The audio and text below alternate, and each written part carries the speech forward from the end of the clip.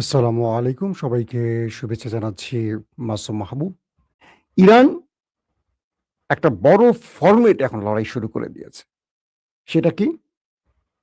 America ইরানের সাথে যতগুলো ফ্রন্টে অ্যাটাক করেছে প্রত্যেকটা কৌশলে ইরান তাদেরকে বিট করেছে। আমেরিকা সিজফায়ার করে আরেকটা বড় যুদ্ধের প্রস্তুতি নিচ্ছিল। ইরান সারপ্রাইজ অ্যাটাক করে জর্দানকে ১২টা বাজিয়ে দিয়েছে এবং জর্দানের মার্কিন যুক্তরাষ্ট্রের গর্বের F-35 ৩ টা ধ্বংস করেছে এবং আরো বেশ কয়েকটাকে ক্ষতিগ্রস্ত করেছে। এই খবরগুলো আমি কয়েকবার দিয়েছি আপনাদের। আজকে কুয়েতে আবার বৃহৎ আকারে অ্যাটাক করেছে। কুয়েতে আমেরিকার একটা ঘাঁটি নতুন করে আবার রিব্যাক করছিল। নতুন করে সংস্কারের কাজ চলছিল। সেটাকে অ্যাটাক করেছে। জর্দান, কুয়েত, আরব আমিরাত, কাতার এই প্রত্যেকটি দেশের ঘাঁটি থেকে আমেরিকান সেনারা পালাতে শুরু করেছে। বলা হচ্ছে যে আরব আমিরাতের একটি বৃহৎ ঘাঁটি থেকে মার্কিন যুদ্ধ বিমানগুলোকে সরিয়ে নেওয়া হয়েছে এবং সেই ঘাঁটি খালি করে ফেলেছে। কাতারের আল উদেইদ সবচেয়ে বড় বিমান ঘাঁটি খালি করে ফেলেছে। আমেরিকা ইউরোপ থেকে যে অস্ত্রগুলো, প্রতিরক্ষা ব্যবস্থাগুলো, যুদ্ধ বিমানগুলো এনেছে ইরান টার্গেট করে সেগুলোকে ধ্বংস করে ফেলেছে। এখন আরব সবাই ছুটে গেছে চীন, রাশিয়ার কাছে, ইরানের হাত থেকে আমাদের বাঁচাও। অন্যদিকে লোহিত সাগরে হুতিদের ধোলাই খেয়ে সৌদি আরব এবার ইয়েমেনে স্থল বাহিনী পাঠিয়ে একটা যুদ্ধের পরিকল্পনা করছে। ইয়েমেন বলছে তোমাদেরকে আমরা স্বাগত জানাই, আসো, ঠিক প্যাকেট করে পাঠিয়ে দেব। পাশাপাশি ইরানের যিনি খাতামাল আম্বিয়া গ্রুপের প্রধান, ইরানের খাতামাল আম্বিয়া কেন্দ্রীয় সদর দপ্তরের শীর্ষ কমান্ডার বলেছেন যে এই অঞ্চলে কফিন তাদের সামরিক সরঞ্জামের অবিচ্ছেদ্য অংশ হয়ে যাচ্ছে। অর্থাৎ আমেরিকা প্রতিদিন যে সামরিক অস্ত্র নিয়ে ইরান এই মধ্যপ্রাচ্যে প্রবেশ করছে, এবার তারা সেই অস্ত্র বোঝাই প্যাকেটগুলোতে তাদের সামরিক সদস্যদের, সেনাদের লাশ নিয়ে বাড়ি ফিরছে। তিনি বলছেন যে আমেরিকা যে ভুল করেছে ইরান সেই ভুলটি করবে না।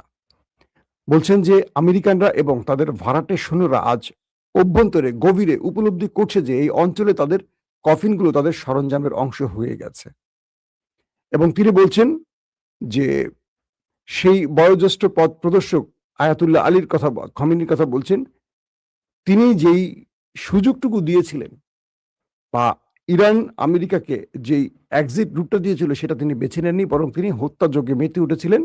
মানে ট্রাম্প তার মাসুল এখন দিচ্ছে। পাশাপাশি তিনি বলছেন ইরানের সশস্ত্র বাহিনীর সমন্বয়ে দায়িত্বে থাকা সর্বোচ্চ অপারেশন কমান্ড ইউনিটের প্রধান, তিনি ওয়াশিংটন এবং জায়নবাদী আঞ্চলিক সহযোগীদের যে কোনো ধরনের ভুল অ্যাডভেঞ্চার ব্যর্থ করে দেবেন। দর্শক, আর আল জাজিরার গুরুত্বপূর্ণ খবরের শিরোনাম আমরা দেখলাম যে মার্কিন president Donald Trump board of piece কর্তৃক প্রণীত গাজা বিষয়ক একটি খসড়া শান্তি চুক্তিতে হামাস সম্মত হয়েছে। এই কর্ম পরিকল্পনা অনুযায়ী হামাস পর্যায়ক্রমে নিরস্ত্রীকরণ করবে, তাদের অস্ত্র জমা দিবে এবং একসময় গাজা থেকে ইসরায়েলি সেনা এবং তারা শর্ত দিয়েছে আগে গাজা থেকে সকল ইসরায়েলিদের সরিয়ে নিতে হবে। একটা ব্যাপার গেল। আর আজকে আপনারা জানেন যে সৌদি আরব এবং ইয়েমেনের মধ্যে উত্তেজনা ক্রমান্বয়ে বাড়ছে। এই অঞ্চলে বলা হচ্ছে যে যেকোনো সময় আরো বড় অ্যাটাক হতে পারে এবং স্পেনে মরক্কো থেকে ৬০,০০০ মানুষ অবৈধভাবে প্রবেশ করেছে। আপনারা সেই খবরটি হয়তো বিভিন্ন গণমাধ্যমের সূত্রে জেনে গেছেন। দর্শক, আর দুটো গুরুত্বপূর্ণ খবর দিতে চাই। সেটা হলো ইরান আমেরিকাকে বলেছে যে যদি তোমরা আমাদের দেশের ভেতরে অভ্যন্তরে কোনো বড় অ্যাডভেঞ্চার করতে চাও, স্থল অভিযান চালাতে চাও, আমরা তোমাদের স্বাগত জানাই। তোমরা লিগ্যাল ওয়েতে আসো এবং কফিন প্রস্তুত করে আসো। মানে ইরান রীতিমতো আমেরিকার সাথে এখন কি করছে বলছেন। ট্রাম্প সাংবাদিকদেরকে ইন্টারভিউ দেয়াকালে তার মুখটা ছিল ছাইয়ের মতো কালো। কারণ তার কাছে প্রতিনিয়ত যে খবরগুলো আসছে সেখানে তাদের সৈন্যদের প্রাণ হারানোর খবর আসছে, মূল্যবান যুদ্ধ বিমান ধ্বংসের খবর আসছে, আরব দেশ ছেড়ে যেতে হচ্ছে। আরবরা এখন আমেরিকাকে বলছে যে তোমাদেরকে যুগের পর যুগ যে টাকা পয়সা দিয়ে পালছি আমরা, তোমরা যে পালাচ্ছ আমাদের ফেলে, আমাদের রক্ষা করবে কে? আমেরিকা বলছে যে তোমাদেরকে রক্ষা করতে গিয়ে তো আমরাই শেষ হয়ে যাচ্ছি। আমার প্রতিরক্ষা ব্যবস্থা ধ্বংস হয়ে যাচ্ছে, আমার সেনাবাহিনীর সদস্যদেরকে মেরে ফেলতেছে ইরান। তোমরা তো আমাদের সাথে এই যুদ্ধে আসছো না, ইউরোপ আসছে না, ন্যাটো আসছে না, কি করব একা? তার মানে আরব এবং আমেরিকার মধ্যেও এখন বিশ্বাস অবিশ্বাসের দোলাচল শুরু হয়ে গেছে। হুতিরা বলছে যদি সৌদি আরব স্থল অভিযান শুরু করে, এটা হবে সৌদি আরবের রাজ পরিবারের পতনের মূল কারণ। পাশাপাশি ইরাক, ইসলামিক রেজিস্ট্যান্স সহ আরো কয়েকটি ফরম্যাট থেকে সৌদির তেল ক্ষেত্রে যে টানা আক্রমণ চলছে, এতে করে সৌদি আরব এখন ফুল ফ্রেমে লোহিত সাগরে তাদের পুরো জাহাজ চলাচল বন্ধ হয়ে গেছে। হরমুজ তো পুরোটা ইরান বন্ধ করে দিয়েছে। সৌদি আরবের হাতে হারিকেন ধরিয়ে দিয়েছে ইরান এবং তার প্রক্সি বাহিনীগুলো। এই অবস্থায় সৌদি আরব একটা বড় যুদ্ধের পরিকল্পনা নিয়ে এখন মাঠে নামছে। যেকোনো সময় শুনবেন সৌদি আরব এবং ইয়েমেনের মধ্যে রক্তক্ষয়ী যুদ্ধ শুরু হয়ে গেছে। কারণ দুটো প্রতিবেশী দেশ। আমরা চাই না মুসলিম দেশগুলোর মধ্যে যুদ্ধটা শুরু হোক, এবং পাকিস্তানকে টেনে আনার চেষ্টা করছে এই যুদ্ধে সৌদি আরব। তবে এটি হবে খুব ভয়াবহ, কারণ পাকিস্তান যেহেতু সৌদির সাথে চুক্তি করেছে এক দেশ আক্রান্ত হলে আরেক দেশ পাশে থাকবে। পাকিস্তান যদি এই মুহূর্তে সৌদি আরবে প্রবেশ করে, পাকিস্তান কয়েক টুকরো হবে। কারণ আজাদ কাশ্মীরে জানেন যে প্রথম দফা নির্বাচনে প্রায় 40 জন প্রাণ হারিয়েছে, এবং এই নির্বাচন বয়কট করেছে তেহরিকে ইনসাফ। কারণ তেহরিকে ইনসাফকে কোনোভাবে নির্বাচনে অংশ নেওয়ার সুযোগ দিচ্ছিল না, তাদের উপর বাধার পর বাধা।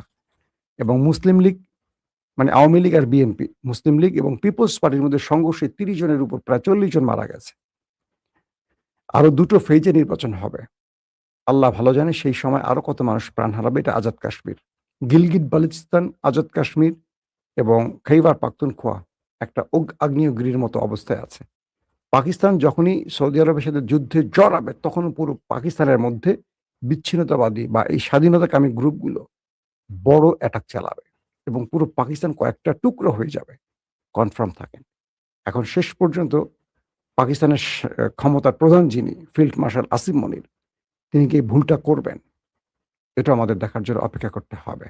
দর্শক, একটা খবর আমার চোখে আসছে, দৈনিক আমার দেশের মাধ্যমে একটা খবর পেয়েছি। সেখানে বলা হচ্ছে যে কওমি শিক্ষার্থীদের জামায়াতে যোগদানে উদ্বিগ্ন হেফাজত।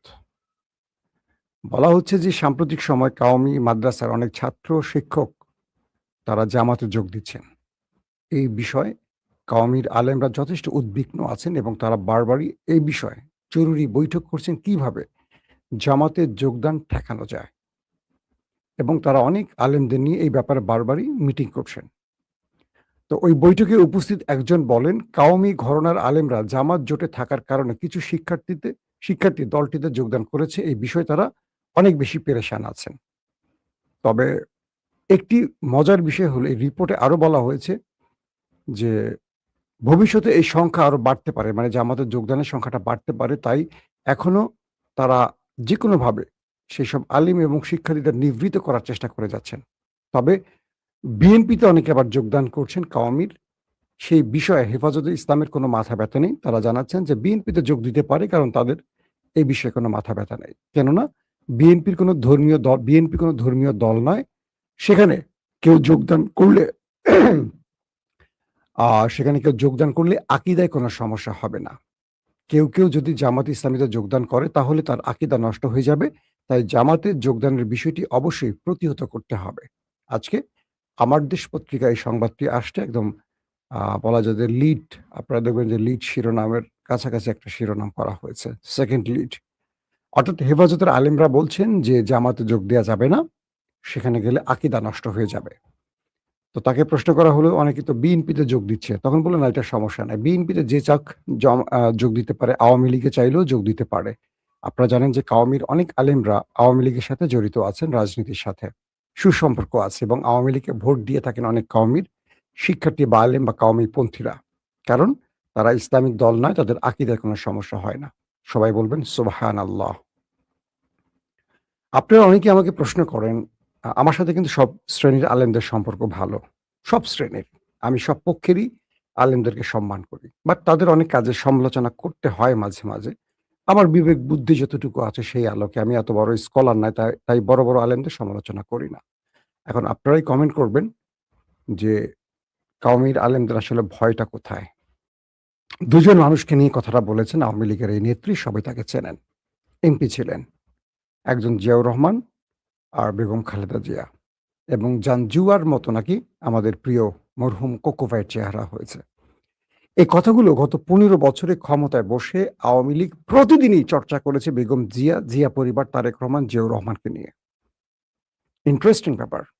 ১৫-১৬ বছর শেখ হাসিনা এর চেয়ে জঘন্য ভাষায় খালেদা জিয়াকে কটাক্ষ করেছেন এবং বলেছেন যখন খালেদা জিয়াকে এক কাপড়ে ঘর থেকে বের করে দেয়া হয় তখন আমার নিজের মনে আছে, আমার ডিজিএফআই এর অনেক বন্ধুরা জানিয়েছে, অগ্রিম আমি তখন টেলিভিশনে চাকরি করি। তার বাসায় রিকভারি বোতল মাদক নিয়ে আমাদের ডিজিএফআই দিয়ে আসছিল এবং খালেদা জিয়াকে মদ্যপ বা মাতাল বা অশ্লীল প্রমাণের জন্য খেলাগুলো খেলেছিল। বাংলাদেশের প্রতিটা টেলিভিশন সেই সংবাদ লাইভ সম্প্রচার করে খালেদা জিয়াকে একটা মদ্যপ অশালীন খারাপ মহিলা প্রমাণের চেষ্টা করেছিল। আমি বিশ্বাস করি তারেক রহমানের মা, মানে আমাদের তো তিনি নেত্রী বা মা, তার চেয়ে অনেক অনেক বেশি আপন বা তার হৃদয়ে রক্তক্ষরণ হয়েছে তারেক রহমানের। আওয়ামী লীগের যেসব লোক ১৫ বছর বিএনপিকে নির্যাতন করেছে, খালেদা জিয়াকে, জিয়াউর রহমানকে, তারেক রহমানদেরকে নিয়ে এই অশালীন মন্তব্য করেছে, জাইমা রহমানের চরিত্র নিয়ে যে ডক্টর মুরাদরা কি নোংরা ভাষায় কথা বলেছে, দেখেন আজকে সেই আওয়ামী লীগ বিএনপির সবচেয়ে আপন মানুষ এবং এই আওয়ামী লীগকে সাথে নিয়ে এনসিপি জামাতকে পেটাচ্ছে বিএনপির ছাত্রদল যুবদলের ভাইয়েরা। সোশ্যাল মিডিয়াতে নাসিরুদ্দিন পাটোয়ারির বেয়াদবির জন্য তাকে মারা হচ্ছে, যেখানে সেখানে তাকে প্রতিহত করা হচ্ছে, আঘাত করা হচ্ছে। আচ্ছা, এই নাসিরুদ্দিন পাটোয়ারিরা তো বিপ্লব করে বিএনপিকে ক্ষমতায় বসিয়েছে না? ধরলাম তার মুখ খারাপ, আমি জানি তার মুখ খারাপ। আমি একবার পাটোয়ারিকে বলেছিলাম যে ভাই তোমার মুখটা তো খারাপ, মুখটাকে একটু কি বলে জমজমের পানিতে ধুয়ে নিও। আমি তার এই বক্তব্যের পক্ষে না, কিন্তু কিছু জায়গায় আমি বিপক্ষে, সেটা আমি স্পষ্ট করব। যে বক্তব্যটি আপনাদের শোনালাম একজন গুরুত্বপূর্ণ আওয়ামী লীগের এমপি এবং তিনি বা এই গোষ্ঠীরই প্রতিদিনই এইভাবে বেগম জিয়াদেরকে নিয়ে অশ্লীল কথা বলতেন। ওই তারা কোথায় আছে? তাদের ব্যাপারে বিএনপির কোনো সিদ্ধান্ত আছে? আওয়ামী লীগ নিয়ে বিএনপির কোনো মাথা ব্যথা আছে? নাকি এখন বিএনপি জামাতের এনসিপিকে নিয়ে মাথা ব্যথা? ছাত্রদলের পোলাপান দেখি ফেসবুকে লিখছে নাসিরুদ্দিনকে পাইলেই পিটাবে, আর আওয়ামী লীগকে নিয়ে তারা এখন একসাথে সহবাস করছে, মানে একসাথে বসবাস করছে। ক্ষমতায় থাকা অবস্থায় এই বিএনপি আওয়ামী লীগ দ্বারা এমন কোনো নির্যাতন নাই যেটা হয় নাই। ক্ষমতায় বসে সেই আওয়ামী লীগের চেহারাই বিএনপির মধ্যে ঢুকে গেল অদৃশ্যভাবে। এই দুজন লোক, একজন বর্তমান বিএনপির এমপি আমাদের নুরুল হক নুরু, আর একজন তারেক রহমানের রাজনৈতিক উপদেষ্টা। তাদের বক্তব্যগুলো শুনছেন। বিএনপিকে দেউলিয়া হওয়ার পথে, যে দলটার মধ্যে এত মেধাবী মেধাবী লোক থাকতে, যে লোক দলটাকে ভাড়া করতে হয় অন্য দলের কমেডিয়ানদের, মিথ্যুকদের এবং চাঁদাবাজদের, অন্য দলের টাউট বাটপারদের, বিকাশ নগদের এজেন্টদের, সেই দলটার কি অবস্থা হতে পারে? শেখ হাসিনা ইনু মেননদের ভাড়া করেছিল, আপনাদের মনে আছে না? শেখ হাসিনার পরিণতির কথা মনে আছে আপনাদের? বিএনপিতে এত এত মেধাবী লোক, দেশপ্রেমিক লোক আছে, কিন্তু দেখেন এখন টপ ফরম্যাটে কারা আছে? রাশেদের ইশারায় এনসিপিকে নিয়ন্ত্রণ করা হচ্ছে, এটা নাসিরুদ্দিন পাটোয়ারির অভিযোগ। তারেকের মতো পচা জিনিস এখন বিএনপির কাছে গ্রহণযোগ্যতা পাচ্ছে। বেছে বেছে ওই লোক রনিদের মতো অ্যাবনর্মাল লোকদেরকে এখন টকশোতে পাঠাচ্ছে বিএনপি। বিএনপি কি চায় আওয়ামী লীগের মতো তারা পচতে থাকুক? আওয়ামী লীগ একদিনে পচে নাই, বিপ্লব একদিনে আসে নাই। মানুষ আওয়ামী লীগকে ঘৃণা করেছে এই বক্তব্যগুলোর জন্য, এই অশ্লীল, মিথ্যুক, নোংরা, অজনপ্রিয়, ক্যারেক্টারলেস ব্যক্তিগুলোকে আওয়ামী লীগ সবসময় টপ বা ক্যামেরার সামনে বসাতো। মানুষের কাছে আওয়ামী লীগ একদিনে এই গণ অভ্যুত্থান সৃষ্টি হয় নাই। বিএনপি সেম, দেখেন বিএনপিতে অনেক মেধাবী লোক আছে। আমরা বিএনপির অনেককে চিনি যারা দীর্ঘদিন কাজ করেছেন তারেক রহমানের সাথে, তাদেরকে সিনে দেখবেন। আপনার সালেহ শিবলিকে কখনো সিনে দেখেছেন? আমরা লন্ডনে এক টিমে কাজ করেছি। তারেক রহমান যখন লন্ডনে ছিলেন, তার রাজনৈতিকভাবে তাকে মিডিয়ার পুরো সাপোর্টটা সালেহ শিবলি দিয়েছেন। কখনো তাকে দেখেছেন ফেসবুকে বড় আগডুম বাগডুম করতে, টেলিভিশনে? সে এখন তারেক রহমানের প্রেস সচিব। প্রেস সচিব নাম্বার 1 পজিশনে একেবারে তারেক রহমানের সঙ্গে চুম্বকের মতো থাকেন। তারপরে আছেন আমাদের আতিউর রহমান রুমান ভাই। 2nd প্রেস সচিব 2 তাদের ফেসবুক স্ট্যাটাস, তাদের বক্তব্য দেখেন তো ভালো করে। মাহাদি আমিন, তারেক রহমানের আরেক উপদেষ্টা। একসঙ্গে কয়েকটা দায়িত্বে আছেন তার। তার বক্তব্য দেখেছেন কত গোছানো, গঠনমূলক। এদেরকে খুব একটা টকশোতে দেখেন? রাশেদকে, রনিকে ডাকা হয়। কেন এই লোকগুলোকে বিএনপি পাঠাচ্ছে? বা এই লোকগুলোকে প্রমোট করছে কেন? তার মানে বিএনপিকে আওয়ামী লীগ বানাতে চায়। আবার মিডিয়াগুলো রাশেদ, রনিদের মতো লোকদেরকে ডাকে। এরা কেউ বিএনপির আসল লোক নয়, কিন্তু এরা এইটার জন্য। আজকে আপনি রাশেদকে টাকা দেন, নুরুকে টাকা দেন, ও মানে বিএনপির চেয়ে বেশি দেন, চলে আসবে।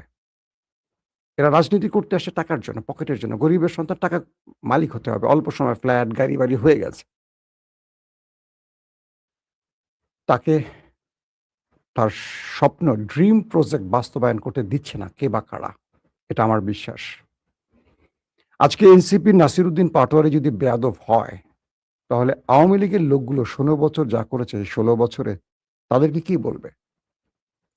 আওয়ামী লীগকে সাথে নিয়ে বিএনপি এগুচ্ছে আর এনসিপিকে পেটাচ্ছে। আমার কথা হলো এনসিপিকে পেটান, পিটিয়ে আরো বড় রাজনৈতিক দল বানান, জামাতের জায়গায় বসান। যেটাই করেন, এনসিপিকে গুরুত্বপূর্ণ করতে হলে মারতে হবে, জেলে নিতে হবে, বাধা দিতে হবে। এগুলো করলে রাজনীতিতে বড় হওয়া যায়। এনসিপির পেছনে জামাত ছাড়া কেউ আছে? এনসিপিকে বড় করবেন কাদেরকে নিয়ে? আওয়ামী লীগকে দিয়ে? এনসিপি তারা বড় হবে, বড় হওয়ার মতো কিছু দেখাতে হবে। জামাত ক্ষমতায় আসবে না, কিন্তু জামাত ক্ষমতা থেকে নামাতে পারে। এটা হাসিনা মেনে গেছেন, বলে গেছেন, স্বীকার করে গেছেন এবং প্রমাণও পেয়েছেন। 24 আমার কাছে মনে হয় যে বিএনপির তারেক রহমান যেই আইডিওলজি নিয়ে রাজনীতি করেন, তাকে সেটা করতে দেয়া হচ্ছে না। আমি বারবার এই কথাগুলো বলি। আমার কাছে মনে হচ্ছে খুব কৌশলে বিতর্কিত লোকগুলোকে খুব ক্লোজ ফ্রেমে তারেক রহমানের কাছে ইনপুট করা হচ্ছে। টেলিভিশনগুলোতে অজনপ্রিয়, বাকওয়াজ, মেধাহীন লোকগুলোকে বিএনপির হয়ে প্রমোট করা হচ্ছে। এটা আওয়ামী লীগ বা একটা বিশাল পরিকল্পনার অংশ হতে পারে। কারণ টেলিভিশনগুলো নিয়ন্ত্রণ করছে এখনো ওই আওয়ামী লোকেরা। দেখবেন প্রতিটা টক শোতে বিএনপির লোক এনসিপি এবং জামাতের সাথে কথা বলে পেরে উঠছে না। ঠিক আওয়ামী লীগের যে অবস্থাটা, তখন কি করছে? রাশেদরা হারামজাদা, কুত্তার বাচ্চা বলে গালাগালি করতেছে। বিএনপি নেতারা হুমকি দিচ্ছে, মারতে যাচ্ছে, মুখে অশ্লীল বক্তব্য দিচ্ছে। রাশেদ, বাপরে বাপ, সে হঠাৎ করে বিএনপি হয়ে গেল গণ অধিকার থেকে, যে হাসিনাকে মা বলে ডেকেছিল রাশেদ বা নুরুরা। এই বিএনপি যখন রাশেদ বা নুরুকে ছেড়ে দিবে, রাস্তায় মানুষ পিটিয়ে সোজা করে ফেলবে। কেউ তাদেরকে মানে বৃষ্টি হলে ছাতা ধরার কেউ থাকবে না। দুদিন না খেয়ে থাকলে কেউ একবেলার খাবার প্লেট এগিয়ে দেবে না। এই নুরু রাশেদ এতটা পচে গেছে। তো আমার যদি মনে হয় যে বিএনপি তাদেরকে ক্লোজে ডেকে এনে একটু উপরে তুলে ফেলে দিতে চায়, তাহলে গুড। যদি বিএনপি তাদেরকে দিয়ে সামনে এগোতে চায়, তাহলে বিএনপি ফল্ট করবে। কারণ এই ইনু মেনুনরা আওয়ামী লীগের জন্য উপকৃত হয় না, বিএনপির জন্য হবে না। এটা বিএনপিকে আজকে হোক কালকে হোক বুঝতে হবে। হয়তোবা তখন বুঝবে যখন আর সময় থাকবে না। নাম্বার 3, বিএনপির রাজনীতিতে হঠাৎ করে যে অস্থিরতা দেখা যাচ্ছে, এটা আমি একটা খুব ষড়যন্ত্রের গন্ধ পাচ্ছি। যা তারেক রহমান কখনো বলেননি, যা করেননি বা করার কথা না, বিএনপিতে তাই হচ্ছে। কি? নাসিরউদ্দিন পাটোয়ারিদের বিরুদ্ধে ফোন চুরির মামলা দেয়া হয়েছে। তাদের ছেলেদেরকে চোখ অন্ধ করে দেয়া হলো, তাদের গাড়ি ভাঙা হলো, উল্টো তাদের নামে মামলা হলো মোবাইল চুরির। আমার মনে পড়ছে বিএনপি নেতাদের, আমাদের আজকে শিক্ষামন্ত্রী, তার বিরুদ্ধে ভ্যানিটি ব্যাগ চুরির মামলা হয়েছিল, আওয়ামী লীগ করেছিল। ঘরের টিন চুরির মামলা হয়েছিল, গরু চুরির মামলা হয়েছিল, মুরগি চুরির মামলা হয়েছিল। মনে আছে আপনাদের? বিএনপিকে সেই পথে হাঁটছে। আওয়ামী লীগ যা করছেন বিএনপি তাই করবে? তো করতে থাকুক। আওয়ামী লীগ তো 15 বছর টিকছে। বিএনপি কতদিন টিকে দেখি। কথাগুলো বিএনপির সমালোচনা করছে। কেন করছে বলেন তো? বিএনপিকে এই রূপে দেখতে চাই না। বিএনপিকে দেখতে চাই এমন একটা রূপ যেটা আমাদের স্বপ্নের রূপ। যেটার জন্য আমরা অনেক ত্যাগ স্বীকার করেছি, লড়াই করেছি, কষ্ট স্বীকার করেছি, অনেক কিছু হারিয়েছি। জীবন থেকে মূল্যবান অনেক কিছু হারিয়েছে। জীবন থেকে মূল্যবান 15টা বছর হারিয়েছি বিএনপির জন্য। বিএনপির থেকে ৳1 সুবিধা নিতে যাইনি, যাব না। আল্লাহকে সাক্ষী রেখে বলছি। আল্লাহকে সাক্ষী রেখে বলছি, লাইভ ব্রডকাস্টে আপনাদের বলছি, সুবিধা নিতে যাইনি, যাব না। আমি মাসুম সুবিধা নিতে চাইলে রাশেদদের চেয়ে অনেক গুরুত্বপূর্ণ জায়গায় যাওয়ার ক্ষমতা আল্লাহ আমাকে দিয়েছে, যোগ্যতা আমাকে দিয়েছে। কারণ আমি বিএনপির টপ ২ জনের সাথে কাজ করেছি, বেগম জিয়া এবং তারেক রহমানের সাথে। আমি যাইনি সেখানে, আমাকে ডাকা হলেও আমি যাব না। কারণ রাজনীতি হলো একটা পাপ। একটা পাপ। কি পাপ? এই দেশে আপনি রাজনীতি করে মানুষকে বাঁচাবেন, দেশকে রক্ষা করবেন, এটা একটা স্লোগান। মূলত সবাই পকেটের জন্য যায়। আমি পরকালকে বিশ্বাস করি, আল্লাহকে ভয় করি, কবরকে ভয় করি। সেজন্য রাজনীতি থেকে দূরে থাকি। কারণ মৃত্যুর পরে আমি আল্লাহকে কি জবাব দিব? ব্যক্তিগতভাবে একজনের ক্ষতি করতে পারি। রাজনীতি করলে পুরো ১৮ কোটি মানুষকে ক্ষতি করতে হয়, ঠকাতে হয়। সে কাজটা আমাকে দিয়ে হবে না। আশা করি বিএনপির ভাইদের জন্য যে নসিহতগুলো করলাম চিন্তা করবেন। এই কথাগুলো আওয়ামী লীগের জন্য বলতাম ১ম দিকে। তারপরে বলা বন্ধ করে দিয়েছি, কারণ আওয়ামী লীগ শত্রু বানিয়ে ফেলছে। এখন বিএনপি শত্রু বানাবে। এই মাসুম তো আমাদের লোক ছিল। এরকম কথা বলে কেন? কেন বলি? একটু কান পাতেন। শুনতে চেষ্টা করেন মানুষ কি বলে বিএনপির এসব কর্মকাণ্ডে। সারা ডিস্ট্রিক্টগুলোতে, রাস্তাঘাটে, দোকানপাটে চাঁদাবাজি, বিভিন্ন অভিযোগ একদম সেফ। মির্জা ফখরুল ইসলাম আলমগীর কালকে কি বলেছেন? পূর্বের চেয়ে এখন চাঁদাবাজি, দুর্নীতি আরো বেড়েছে। এই রাষ্ট্রের কিচ্ছু পরিবর্তন হয় না, একমাত্র তারেক রহমান ছাড়া। কে বলছেন? মির্জা ফখরুল ইসলাম আলমগীর, দলটির মহাসচিব, এলজিআরডি মন্ত্রী। পূর্বের চেয়েও এই সময় এসে, মানে এই সময়ে গত ৫ মাসে দুর্নীতি আরো বেড়েছে, লুটপাট বেড়েছে। কেউ সঠিক পথে হাঁটছে না, বরং একমাত্র তারেক রহমানই চাচ্ছেন পরিবর্তন, আর কেউ পরিবর্তন হয়নি। মির্জা ফখরুল ইসলাম বলেছেন এই কথাটি, আমার বক্তব্য না। আজকের মতো বিদায় নিচ্ছি। প্রত্যেকে ভালো থাকবেন। আল্লাহ হাফেজ।